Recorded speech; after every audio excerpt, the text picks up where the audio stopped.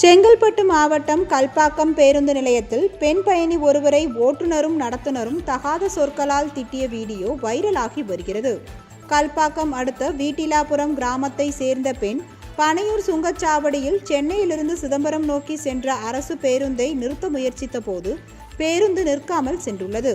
இது குறித்து கேட்டபோது ஓட்டுநரும் நடத்துனரும் தகாத வார்த்தையால் பேசியுள்ளனர்.